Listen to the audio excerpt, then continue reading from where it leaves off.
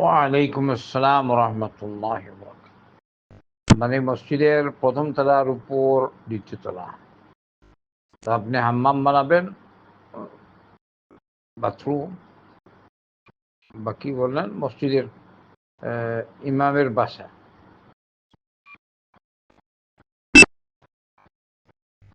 এটা নিয়তের উপর নির্ভর করে।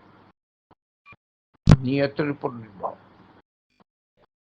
একদম শুরু থেকেই যদি এরকম থাকে, আর মসজিদ যারা মসজিদে দান করেছে ওরাও যদি বলে মসজিদের ইমামের বাসা থাকা দরকার, তাহলে অসুবিধা নেই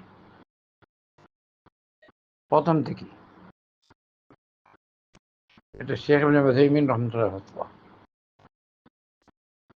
শুরু থেকেই সকল মানে মসজিদ যখন তৈরি করেন তখন থেকেই মসজিদ ইমামের রুম আমরা উপরে বানাবো, বাধা নেই।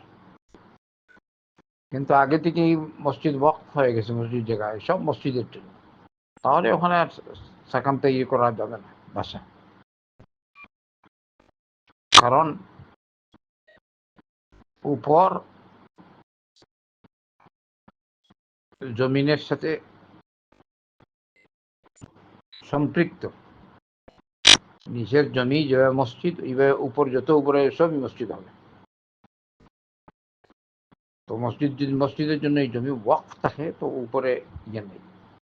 আর যদি এরকম ওয়াকফ না, আগে থেকে আপনাদের টার্গেট ছিল মসজিদের উপর ইমামের সাকান থাকবে, যেরকম করে মানুষ, এতে অসুবিধা নাই।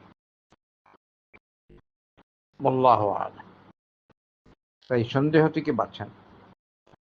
বাকি আর একটা দিক, আমরা শুরু থেকেই মসজিদ যখন তৈরি করবে আগে থেকে এরকম সাকানের ইয়ে ছিল, মানুষ এরকম করে থাকে স্বাভাবিক, মসজিদের ইমামের জন্য বাসা তৈরি করে। এবারে কথা হচ্ছে এই অবস্থায় উপরে এগুলো থাকা রাখা কতটুকু উপযোগী আর উপযোগী না, এটা অবশ্যই সময় দেখা যাবে। তারপর উত্তম না অনুত্তম, এক্ষেত্রে কথা আছে। কিন্তু এর আগে যে কথা, এই জমিটা সম্পূর্ণ মসজিদের জন্য, তাহলে আর উপরে আর বাসা টাসা তৈরি করা যাবে না। অথবা ওই কেউ জমি দিচ্ছে, তারা কি করে ব্যবসা কেন্দ্র, বাজার, নিচতলায় মসজিদ, কথা হচ্ছে ওইটাই। এই শুরু থেকেই মানুষের নিয়ত এটা তাকে, যারা ওয়াকফ করেছে তাদের, তাহলে কোনো অসুবিধা নাই।